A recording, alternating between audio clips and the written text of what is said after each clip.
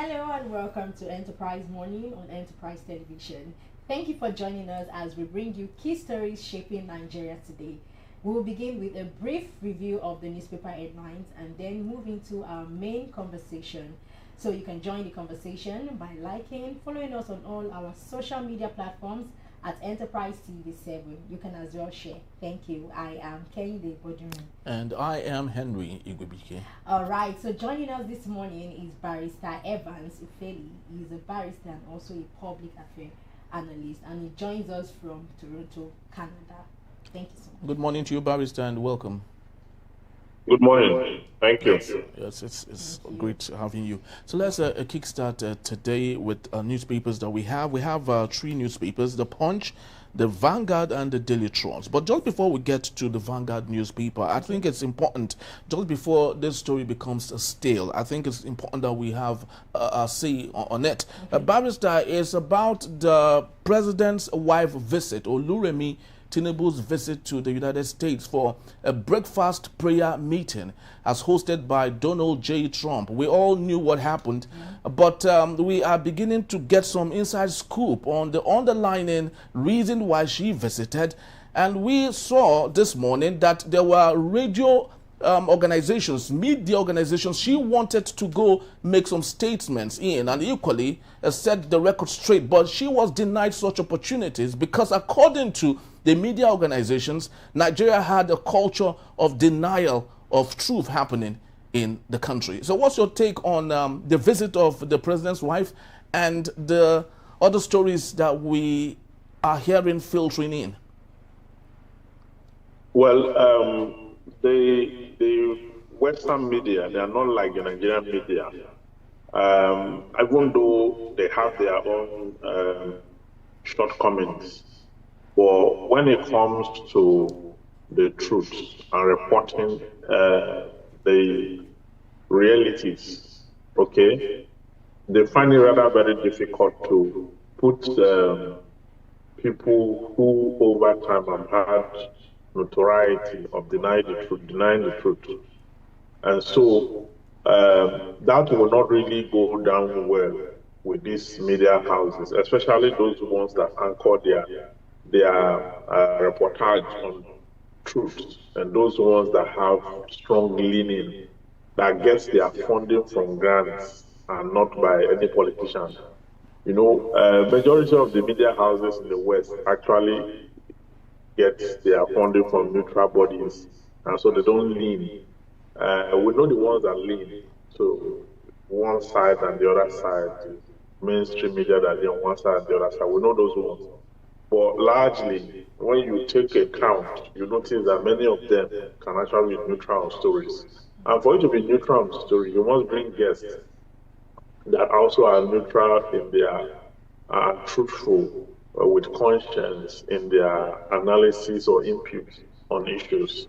So there's a very high tendency that a person like Remi Tinubu will actually not make it to many media houses, even if she has a connection to have that done. Once she's profiled, you always get to see the true color of everything.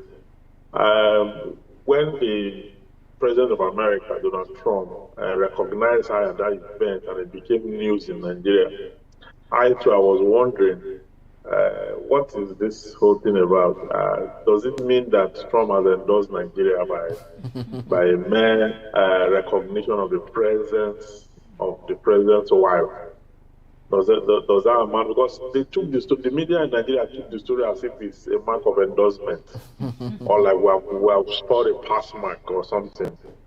But the lingering issue of the security and other economic issues are still lingering. I mean, Trump has said it that why should the Nigerian government allow some bandits to be killing other persons and be killing Christians and vice versa, and they keep denying it.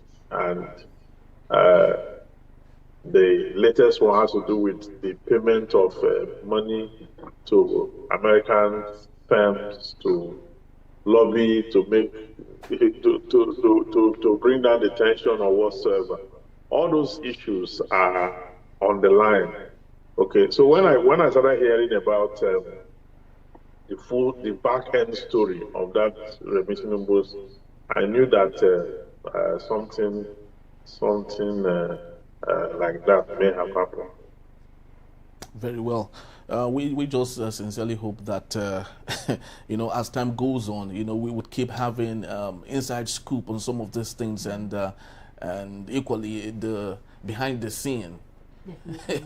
behind the scene, yeah, and most definitely report them here, especially knowing that $9 million went down into that propaganda messaging and all. But let's take a look at the Vanguard newspaper for a bit. We have the big story: 2027 polls, how 3 Southern senators blocked real-time results transmission.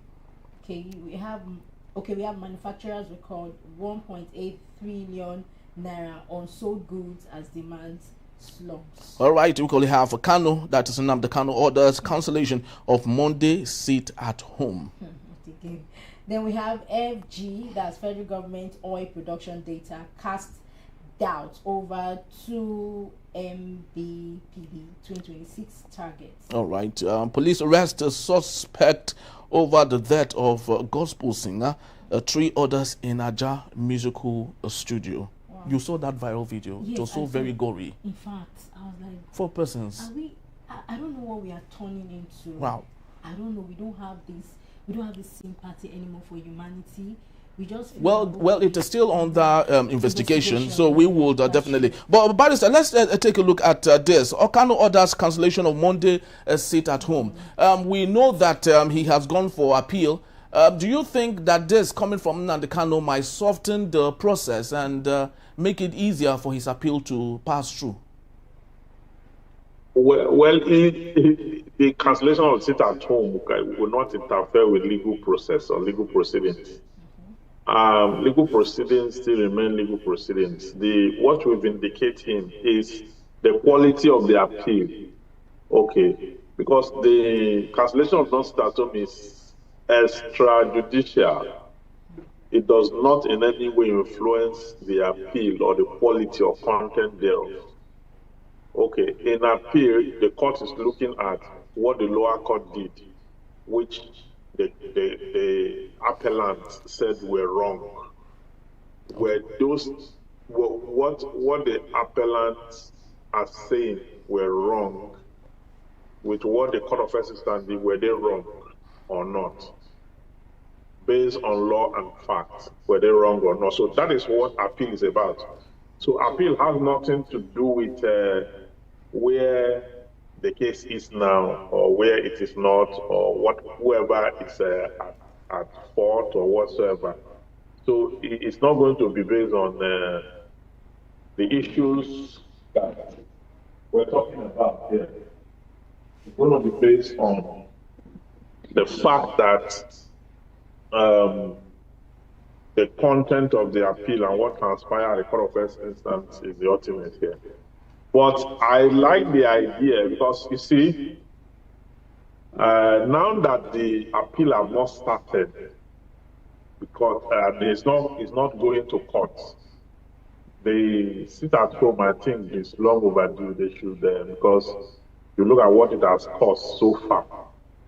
It has caused a lot of problems, economic issues, educational issues, so many crises for and against. Even the governor had to wait in the level of chaos this has caused. It's time to allow it to rest, to stop it. And I think it's a good idea. At least it also should give a positive optics to the fact that reason is coming to bear. And the proponents of that sit at home, they are beginning to understand that there will be other means of resolving this problem other than just high-handed approach. But that in any way, that cannot influence appeal, except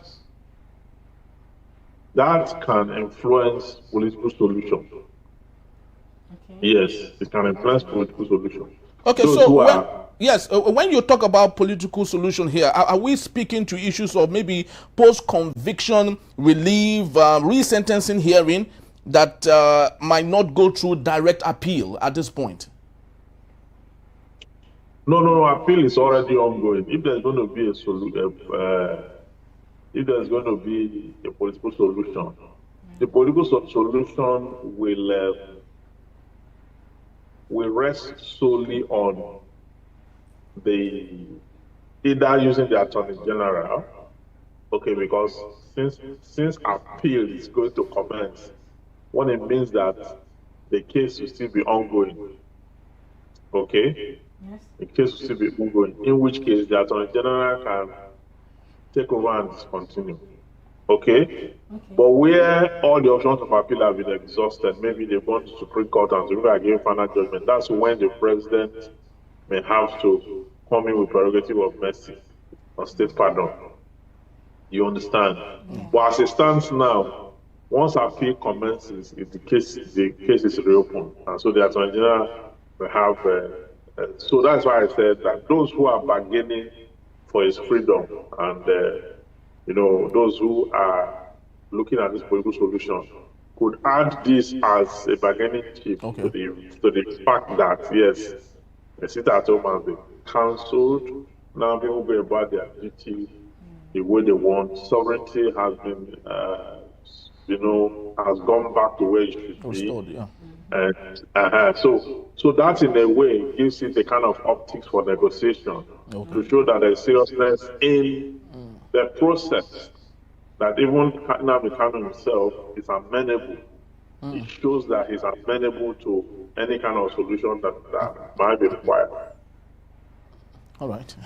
Yes. That was a good take. I wanted to, let's just talk about the legal consequences of this. Can violence still even linked to sit at home attract criminal liability? Can violence linked to sit at home attract criminal liability? Yes, the sit at home is not a lawful, order.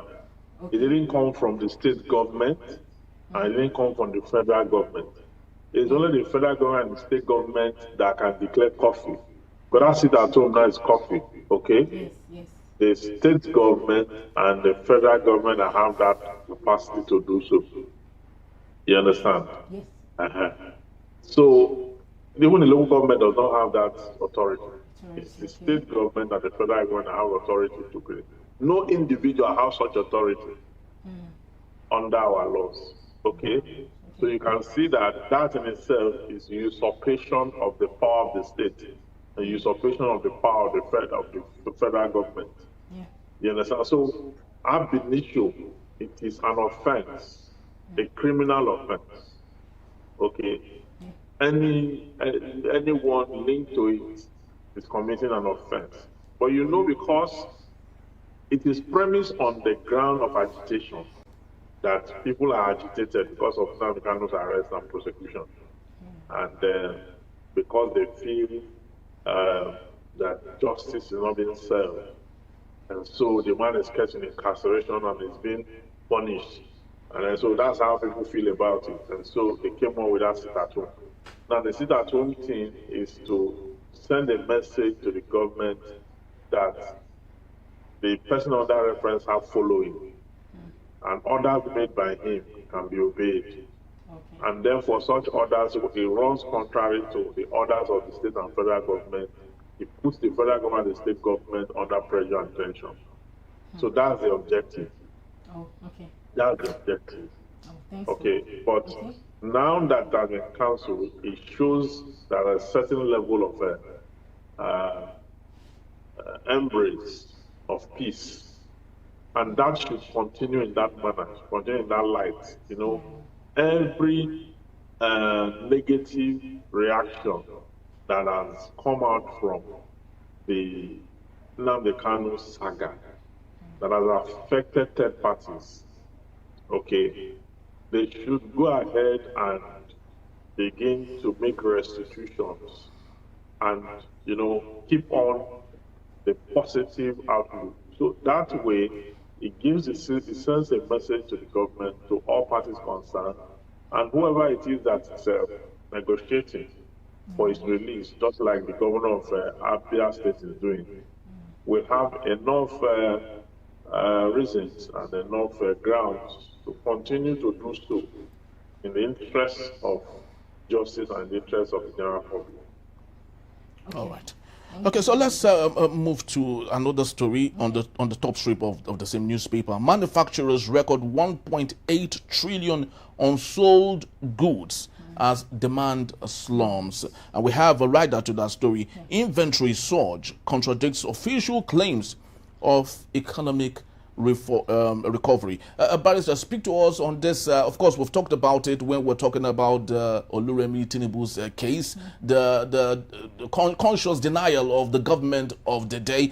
Every single time they let us see a superficial data that Nigeria is working. But the reality is that there are so much unsold goods stored in warehouses across the country, which speaks that Nigeria is left off disposable income at this point. What's your take, please? Yeah, that's purchasing power is low, but purchasing power is very weak. People are just looking for money to buy food, not luxury. People are just looking for money to buy food. Okay? Yeah. I have a friend, he has like 3 cars, he has packed the 3 of them. So he said every money that comes to him now is school fees and food. He takes bus now. Okay. Yes, he has packed them. Okay, so not many persons are packing up luxuries and focusing on necessities, medicals, food, school fees. Those are the 3 things. And that means almost everyone has been reduced to survival. So it's not, but you will agree with me that the Bureau of Statistics,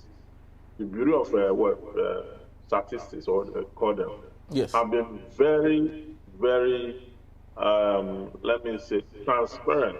Yeah, very well. In their public. Yes, they've been acting very independent. They roll out the figures the way they conduct the survey. Yeah. They roll out the figures the same way. The World Bank have been doing the same. World Bank and IMF, they've been doing the same. And independent groups like budgets, okay, enough is enough, and some other COS, civil society groups are also doing the same thing.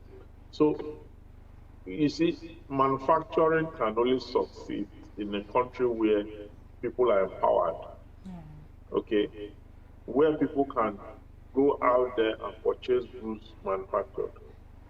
But when they don't have the financial means to do so, when the disposable income is not there to do so, those goods will remain there because largely those goods may not be necessity. They may not be necessary. Before human beings can move from their need to their want, they must first of all meet their needs. Okay, that's the principle of economics. Your needs are different from your wants. And in the scale of preference, the needs come first. Food, shelter, clothing, and therefore, food, shelter, clothing, and what? And shelter. And therefore, yes, food, shelter, and clothing. Okay. When you look at the Abraham Maslow theory of need, you see how that one falls at the basics, at the first level. If you have not addressed food, shelter, and clothing, no other thing is a priority. Yes. No other thing is a priority. So, and if people who have been able to address shelter, clothing, and food before now have been so strangulated by the economy to the point where they have moved from the hierarchy where they are, maybe the hierarchy that has to do with those who are already giving back to society. They are now moved down to the basics again. It means that they will have no resources to purchase. And apart from the fact that warehouses are closed and full of goods, manufactured but not purchased, we also need to look at the fact that many stores are closing up too. There are a lot of stores that are closing up, so to speak. Some of them are multinationals. They are closing up. The only businesses that are thriving in Nigeria now is businesses that are owned by the Lebanese, the Indians, and the Chinese. Because those ones know how to do business under any kind of condition, any hostility. Most of them also came from hostile environments. Where they are coming from the hostile place, they thrive more also in hostile environments. So you see the Chinese businesses, the Indian businesses, and the Lebanese businesses in Nigeria, no matter the level of decadence or economic misfortune, these businesses will keep on, under that condition. Okay. All right. While we allow that run, Barrister, because I wanted to add, we all understand laissez-faire economics, which allows for independence of the economy to run on its own, which I want to believe the current administration is doing. Don't you think that is the best form of running an economy? Allow the economy to run by itself. So what is wrong at this point that the economy has been allowed to run by itself and still things are not still working? Yeah, when economy is allowed to run by itself, it allows for the principles of demand and supply to determine price and the reality of things. But every government need to provide certain basics for that business to run on its own. A government that has not provided road, that did not provide water, that did not provide light, that did not provide social amenities, okay? Those things are so fundamental that they will strangle businesses to the point where the price of providing those things will be passed on to the consumer. That's when you have price inflation.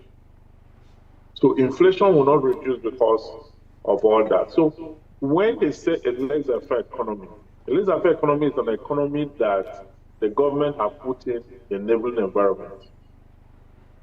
The government has put in the basics, amenities for the economy to run by itself. Okay? But where the government have not put in all this, cost of transportation alone on bad road can rupture a business. Okay? Cost of power alone will not allow for the business to run in a way that it should. Okay? Insecurity, Boko Haram, Lakurawa, bandits, insurgents, name them, all of them put together in one punch will not allow for a laissez-faire economy because those things will be encroaching. Kidnapping will be encroaching on it. Okay? And so at the end of the day, by the time all these influences, water into the economy, the laissez-faire economy you are talking about is now running on its own, but it's being controlled by too many influences. Yeah. And for the businesses under these influences to stay afloat, the businesses have to spend more to produce. And when they spend more to produce, they pass the cost inflation on the consumers. And so that's why things are hard and tough. Very well. Very, very well. That cannot be, off that course, because in Nigeria, any entrepreneur who wants to set up a business just needs to build a road to his factory, provide electricity for himself, buy transformers, provide security, and still pay lots of taxes, both moribund ones and existing ones and not so good ones. He has to do all of that, and which is why it would not work. Because he wants to survive. Of course, he has to survive. He has to survive. But unfortunately, that's the reality of Nigeria. And just to let you know that Barrister will still be here to take us on our main conversation when we return. 2027, how 3 Southern senators scuttled real-time e-transmission of election results. In the Beat Enterprise Morning, it is. Don't go anywhere. We'll be right back.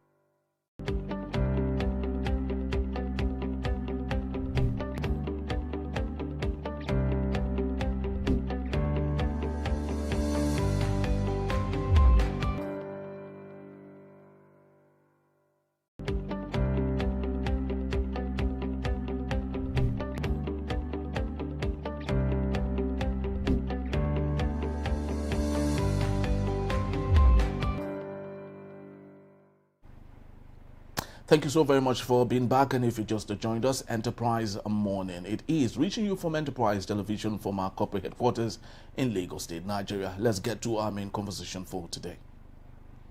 There is fresh controversy around the Senate's work on the Electoral Act Amendment Bill ahead of 2027 elections. Lawmakers were expected to include a clear rule that would force INEC to upload election results from polling units immediately using electronic systems. This idea was supported by election experts, civil society groups, and even Senate committees, mainly to avoid the kind of confusion and court cases that followed the 2023 general elections. Very true. However, the provision was quietly removed at the final stage of the Senate's discussions. Reports say the Senate originally approved the clause, but later changed it late at night without open debate. Now, instead of clearly saying INEC must transmit results in real time, the wording was adjusted to give INEC more freedom to decide how and when results are uploaded. And also, this last-minute change has raised questions about transparency and whether the Senate acted in the best interest of free and fair elections. The backlash, of course, has been strong, forcing the Senate to call for an emergency meeting to clarify what was actually approved. The labor unions, civil society groups, and legal experts have warned that leaving the law unclear could damage trust in future elections. Some groups equally have threatened protest or boycott if the issue is not corrected before the bill becomes a law. Let's get talking. Barrister Franz Ofeli is still here with us. Thank you so very much, Barrister, for hanging on. Very well. Yes. So, Barrister, it's more of English here. The difference here is transfer and transmit, right? The election, of course, the bill that people expected the Senate should do is say transmit, but Akpabio and his team are saying transfer, and transfer means that election results can be, put together and transferred anyhow it suits them. What's your take and what's your area of concern concerning this? Well, when during the committee stage, okay, the committee agreed on electronic transmission of results, okay. Then when it came back to the clause-to-clause reading stage, okay, in the House, in the National Assembly, they all came together and said that there will be electronic transmission. Real-time electronic transmission. That's the word, real-time. Real-time means as the vote is ongoing, they'll be transmitting directly to the coalition center. Okay. And then what will be transmitted will be recorded. That's the form ECAT. So that was the agreement. Okay. But when they gathered at the House to consider this after a protracted delay and long-standing, unnecessary and unreasonable delay to bring us under pressure. They now brought up an argument and started lobbying, okay, some senators who are possibly working for certain interests other than the interest. All right, I think we lost a barrister there. Communication glitch. I hope to believe he would come back at this point and equally, join us, and we would continue this because it's very crucial. Elections in every democracy is the stool upon which the economy rests, is the stool upon which sustainability is guaranteed. When you have a country with no proper election, it's actually bad. Very so bad. And the truth of the matter is, the rest of the world, especially African countries, are making a mockery of Nigeria at this point because we seem not to be serious people. No, it's not as if we are not serious. We, the citizens, we are serious. So who is not serious at this point our now? Our leaders or the INEC team, they need to put things in place for the citizens to trust them. Right now, we are doing all this. These things are done because we really don't want to repeat the same mistake that was made in 2020. Yes. So that everything will have to be organized. That's why I say that it still boils down on, at some point, we will do our work, right, by voting, and which is very, very necessary. Then the more work, I think the more work will be done by the INEC team and all. But what about if we have a okay, I think Barrister. Okay, Barrister is back, all right. Yeah, so Barrister, you were speaking on your thought before we had that little glitch. Yes, I was talking about the fact that some senators or some lawmakers who were working for certain interests other than the interests of the general public came and scuttled the process by raising some concern. They came with excuses which the Senate President himself seemed to be in conformity with, that in certain areas of the country, they have no network, okay? They have no, there's no way the INEC will be able to transmit in those areas. And if they did not transmit in those areas, litigation will follow that the law says you must transmit. But that excuse is in bad faith. It's a useless excuse because you don't need too much bandwidth to transmit. In those areas where they're talking about, they use phones in those areas. So they can actually transmit real time, okay? But what they want us to believe is that it will be difficult to have that transmission done. Because transmission is going to ward off any third-party interference in terms of manipulation and malpractice. And if we're able to transmit real time, it will reduce litigation because those who will win election will win, those who will lose gallantly. Okay? And you'll be able to see it real time that truly the vote went against you or vote went for you. And you'll be able to see the margin of lead. You'll be able to track the progression of the voting and all that. That way, you have a credible system. But so many persons do not want that credible system. They don't want it because they have planned what they want to do. They are laying the foundation and the groundwork for the corruption that they intend to unleash in 2027. And that is to ensure that they come back again, either to the House, to the center, or to whichever position they find us. So that is why we are having this problem. And the general public are not taking it lightly. If you notice now, they call for a meeting tomorrow, that they are going to have an emergency meeting tomorrow.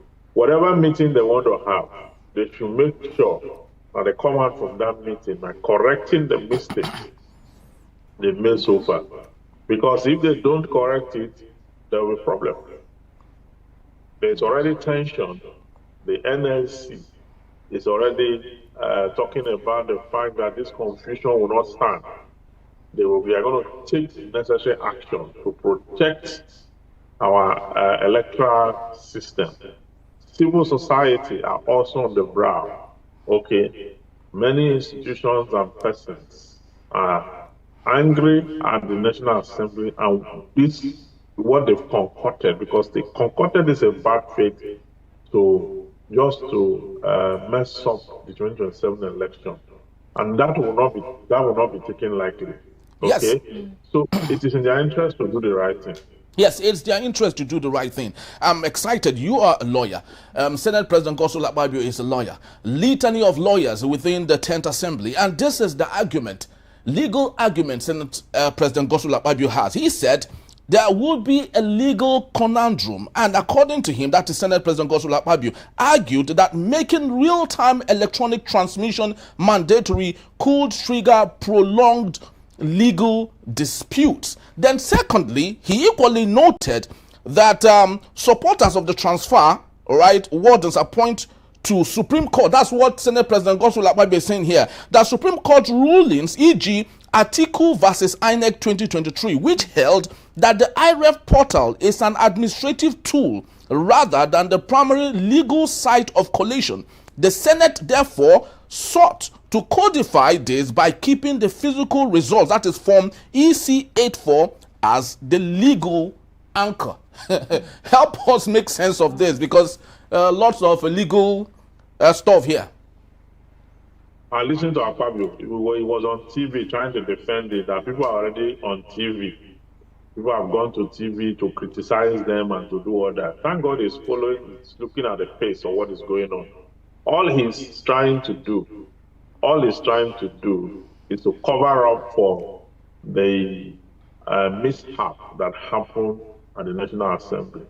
Okay, if he's true to himself, he will advocate for real-time transmission. Whatever happens during the let's have the real-time transmission first. Let's forget about whether it will cause litigation or it will whatever it is. When you get to that point, the courts are there to handle the issue, okay, in the interest of justice. Yes, so it should not sit down there and tell the general public that the Supreme Court have ruled that the fiscal form is illegal, whatever, and all that. No. Real-time transmission is, they should transmit it, because after voting, between the polling unit and the collation center is where the rigging takes place. Do you understand? Yes. So if people vote and they remain there and say, we are here, transmit this thing, let's see it. They transmit it to the, from there, what is transmitted is recorded, is retained. So by the time we get to the collation center and anything coming out from there is different from what is transmitted, then you're able to say, okay, there's malpractice. Yes. But the National Assembly don't want that. They don't want that. It's not something they can come out and tell the public that they don't want that. So they are now going through the back door to cut through the process.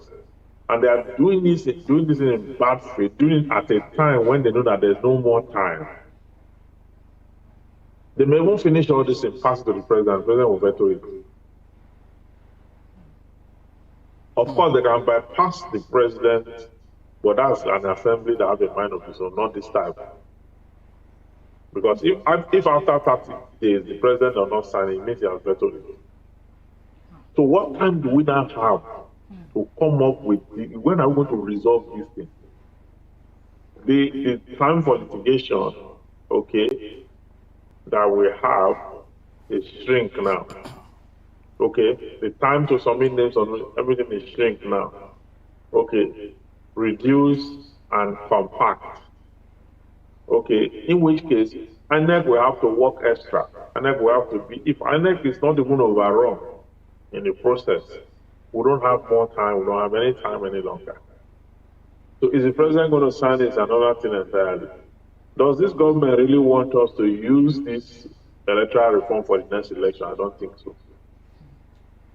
First, the National Assembly wasted a lot of time. And at the end of the day, what we have now, we're rushing, we're running. Okay, and Barrister, but then again, if the word in quotes that transmission could reveal, what has been stated in it, does replacing transmission with transfer still change the legal Meaning, yes. It changes it now because transfer means when you finish collating. Yes. Transfer could be anyhow. Could be through online, could be Okay. through flights. You know, it's flight you normally use to take it. Yeah. Yeah. They will take it by flight. Between the time when they are taking the flight to when they get it, that's where they reach it.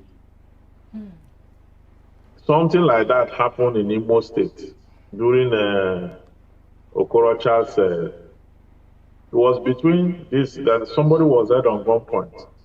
The INEC official confirmed that he was held on gunpoint to alter the result. Okay? So, but if you have electronic transmission, nobody can be held on any gunpoint. Do you understand? Because as you transmit, whatever you transmit is retained also. So during litigation, you can use what was retained, okay, to argue the outcome of what came out later. If they are not in order, there are discrepancies. You know that there's malpractice. So the law will apply when there's malpractice. What did the law say? So the law will apply. Okay, where there's substantial non-compliance with the letter act, the law will apply. So you see that it's going to be easier. Akpabio knows that if you do real-time transmission and all that, it will not be possible for him to come into the National Assembly through the back door. But that is what he did. He did not contest election. This Akpabio has seen that the Senate president did not contest election for that seat he's sitting on. He did not contest election. And he knows that if you have real-time transmission, you will not be able to come into the Senate from the back door after going to contest for president. Came down. He knows. So many of them don't want that to happen. They don't want to take Nigeria forward. They want us to remain where we are. And then he talks to people as if he's talking to children. He was talking on TV that many people don't know the process of lawmaking, that they are not yet true. We're not saying you are true. We're saying the actions you have taken so far is in bad faith. The actions you have taken so far have criminal imputations.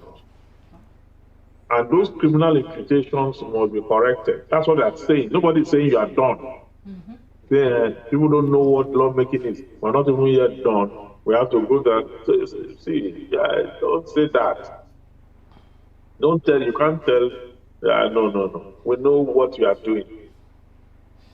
And they are not happy that the Nigerians now are awoken. They know where this whole thing is going to. That's why they are looking for ways now to ensure that they leave it the way it is.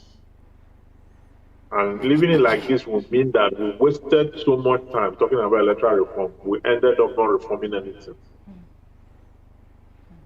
All right, so let's cast our searchlight now to INEC at this point. Your former lecturer and professor of law, now INEC chairman, Professor Mopito, has said that when he was first given that position, that he would govern INEC in such a way, administer INEC to Nigerians in such a way that losers will be happy that they've lost.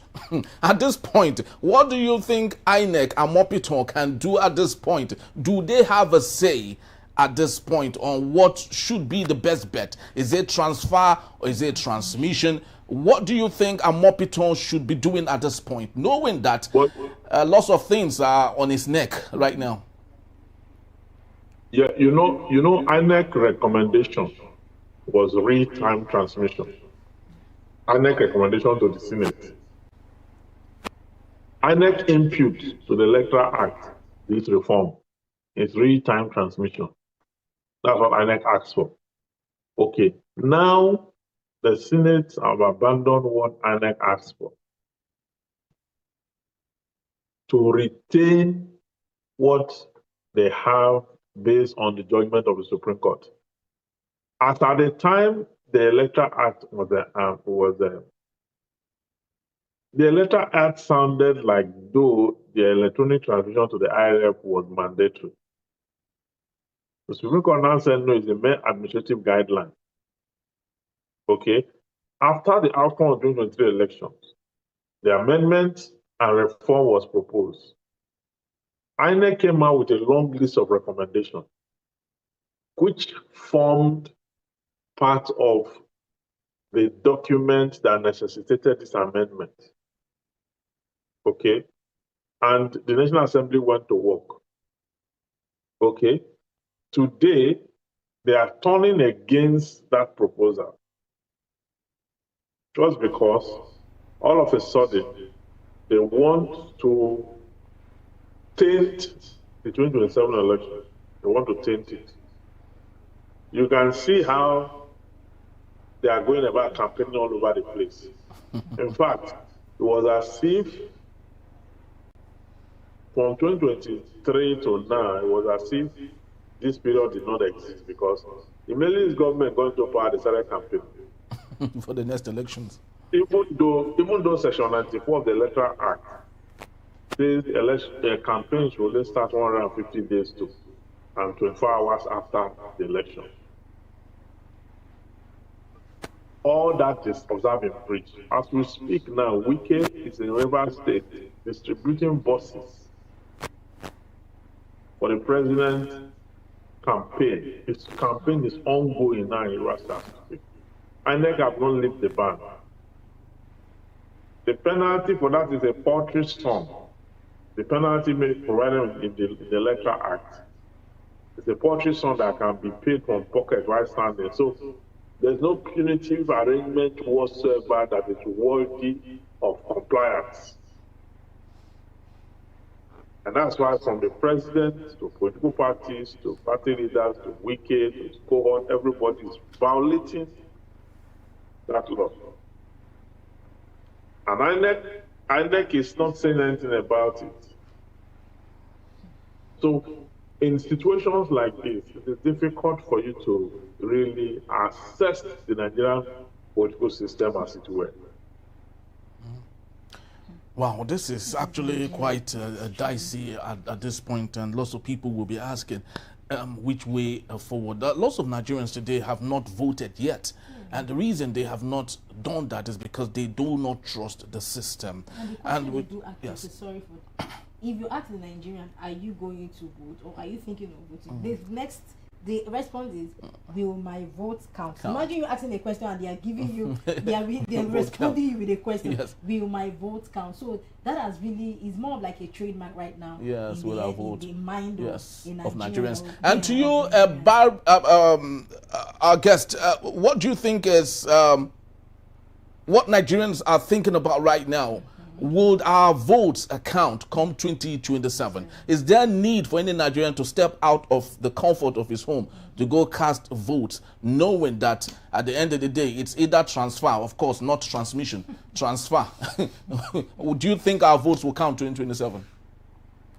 Well, the vote counts, except that some other votes are added. The right sum. Your vote, if you vote, they count it, of course. Yes. But it does not determine the winner or the loser. What determines the winner or the loser is vote by electoral malpractice, mutilation of results, okay? And violence. Okay? So those are the things. And the general public, many persons are ready tools to be used. Some will be given money, say, go to polling unit, go and ensure that anybody that is from this tribe is not allowed to vote. Go, anyone that's allowed should not be allowed to vote. We saw that in Lagos State. In some areas, they will give some city urchins money to go and cause violence in a stronghold of another politician. Okay? It's not like your vote don't count, but it does not determine the outcome. It doesn't determine the outcome. So politicians want to win by hook or crook. And so they do everything to ensure that they get the vote. Of course, where a politician is popular, he will ensure that the vote counts because he's popular there. Where he's not popular, he will ensure that the vote does not count. You understand? Yes. So does our vote count? Yes, it does. Does it determine the outcome of elections? I don't think so. You don't think so? Wow. Wow, this is actually making me, because as Barrister was talking now, I was doing some research on how Sani Abacha, late Sani Abacha had desired to conduct the August 1st, 1998 election, right? And we have it here that there's something that was coined at that time. They called it the 5 fingers of a leprous hand. Now, yes, so those were political parties: UNCP, CNC, DPN, NCPN, GDM. All 5 parties desired and had an affirmative primaries and adopted General Sani Abacha as the sole presidential candidate to run for the election come August 1, 1998. So, are we having the same scenario today in Nigeria? Barrister, do you think we are almost having the same scenario today in Nigeria? The 5 fingers of a leprous hand. I do not know how many parties we have now, but do you think that is where we're gradually moving into? Well, this question, well, this question is coming too early because we've not seen, primaries have not started. Okay, and parties flag bearers have not emerged. Oh. Okay, so that's why I say the question looks too early. Okay. You understand? Though in modern democracy in Nigeria, we've not seen where a different political parties endorsing the presidential candidate of another political party. It has not gotten bad to that level. Abacha's concussion is it's a no-brainer. I mean, but don't you think, Barrister, don't you think that what we have today is an AI version of what was seen during Abacha's era? Because with every party plugged into the center, it's more like an AI version. Like that. It looks like that. It looks like that. Especially when you have a very devious leader like Abacha at the top, that's capable of using money to cause any kind of havoc. Because that endorsement, that Abacha's endorsement came with a lot of resources. Yes. It's money that costs. It's money that just like we're having today also. Yeah, because not like people didn't enjoy under him now. A lot of people were praying for him to go. Okay? Nadeco, all the pro-democratic groups were, and just like what we have today, you are right to say that this looks like an AI version of it. Yeah, but and we have some persons whom you can use to also attest to it. Persons like Wike, who is in PDP but supports APC. Maybe not a full party, but individuals. Yes. That's why I say it's not as bad as Abacha's was, because Abacha's on a full political party and does, and all that. But we don't have it here yet. I know the PDP will present presidential candidate, the LP will do that, the ADC will do that, and all that. So what we have today is better off than what happened that time. But ultimately, the outcomes are not different because Abacha would have won. Yeah, definitely. So, yeah, the outcomes are not different. That's it. So if we go to the polls on a neutral ground with Tinubu cannot survive it. Yeah. Tinubu cannot survive because his pedigree is very bad. He has a very bad reputation when it comes to governance. That is why he didn't govern. He never governed. He started politics again. He doesn't know governance. What he knows is politics. From 2023 to now, it looked like nothing existed. They just finished election and started campaign. No blocks, no, apart from the Calabar Coastal Highway, which is not even a start project. What else again will you say this government have done? There's nothing. There's nothing, practically nothing. Nail fund is a mess. The public health care is a mess. Education is a mess. Okay? What did the government do? Did it tar roads? Which infrastructure did it build? Which job did it create? So you can see all the indices. And then it removes subsidy and it's asking for people to pay tax. And the price of goods went up and insecurity compounded. So what's the blueprint? What can you lay hold? What can you say if we are documenting history that this government provided? Nothing. For almost 4 years now. Yet everybody's moving to the. In fact, there are some people who are now taking appointments as a coordinator of a city boy movement across the country. Yeah. And they are boasting that the city boy movement will be bigger than the obedient movement. That's what they are saying. You understand? For a man who is failing consistently, everybody is running towards him. There must be something about him. In fact, Very true. Seriously, I was in a conversation with a friend and she was like, Kenny, do you know Nigeria is like a movie? I said, how? And she was like, because Nigeria is, you're actually watching it and you're watching the same scene over and over again. Yeah. You're not even expecting suspense, you're not expecting a change, you're just seeing the same thing. And I'm like, okay, and that gave me a self-reflection about Nigeria. I sat and I'm like, okay, from 2023, March 2023 or February, I think the election was there in February, March.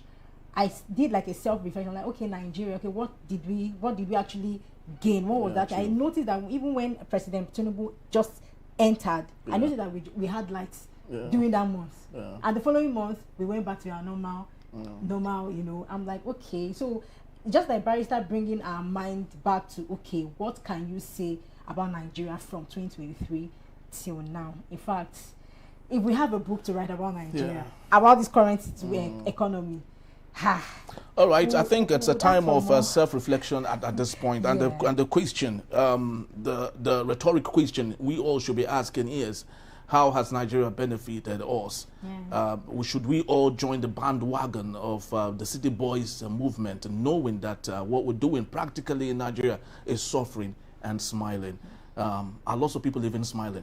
That's the big question here. But that's the time for today. Thank you so very much, Barrister. We truly do appreciate you and your time. Yes.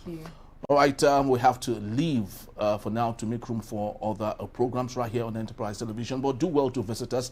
You can find us at enterprisetvnews.com to read up on everything we have talked about today. You can equally visit us at Enterprise TV 7 to download our video and share to your friends and folks. And equally, leave your comment if you may. My name is Henry Igwebike. And my name is Kenny Debodio. Have yourself a splendid day.